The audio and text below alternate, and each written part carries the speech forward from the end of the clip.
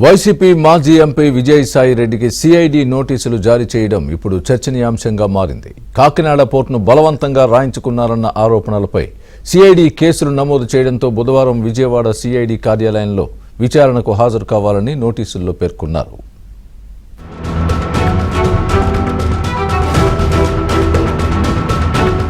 YCP ప్రభుత్వం ఏటూగా కొనసాగిన విజయసాయిరెడ్డి చేసిన ఘోరాలు, దారుణాలు అన్నీ నికావ్. వైజాగ్ లో పెద్ద ఎత్తున భూములను బెదిరించి లాక్కున్నారు అనే ఆరోపణలు ఉన్నాయి.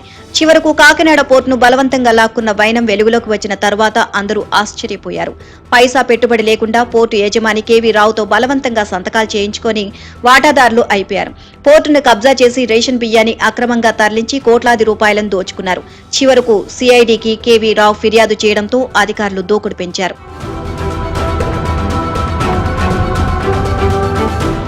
కూటమి ప్రభుత్వం అధికారంలోకి వచ్చిన తర్వాత అక్రమ రేషన్ బియ్యం రవాణాపై ఉక్కుపాదం మోపారు. కాకినాడ పోర్టు వేదికగా జరుగుతున్న దందాలు వెలుగులోకి రావడంతో కాకినాడ సీపోర్టును బెదిరించి అన్యాయంగా వాటాలు రాయించుకున్నారని పోర్టు యజమాని కేవీ రావు సిఐడికి ఫిర్యాదు చేశారు.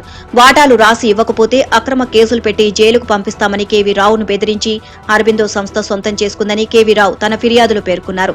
ఈ కేసులో వైసీపీ ఎంపీ వైవి సుబ్బారెడ్డి కుమారుడు విక్రాంత్ రెడ్డి, మాజీ ఎంపీ విజయసాయిరెడ్డి, అరబిందో ఫార్మాకు చెందిన శరత్ చంద్రారెడ్డి, చెన్నైకి చెందిన పీకేఎఫ్ ఆడిటింగ్ కంపెనీ ప్రతినిధులు సుందర్, విశ్వనాథ్, ప్రసన్న కుమార్, అపర్ణను నిందితులను చేర్చారు. ఇక సెజ్ను రాయించుకున్న అరబిందో ఇన్ఫ్రాను కేసులో చేర్చారు.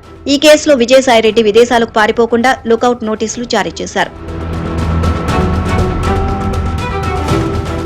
కాకినాడ పోర్టు కబ్జా వ్యవహారాన్ని సిఐడి సీరియస్ గా తీసుకుంది. ఈ కేసులో విచారణకు హాజరు కావాలని విజయసాయిరెడ్డికి సిఐడి నోటీసులు ఇచ్చింది. ఈ నెల 12న విజయవాడలోని సిఐడి కార్యాలయానికి విచారణకు రావడంతో పాటు వివరాలు అందించాలని అధికారులు పేర్కొన్నారు.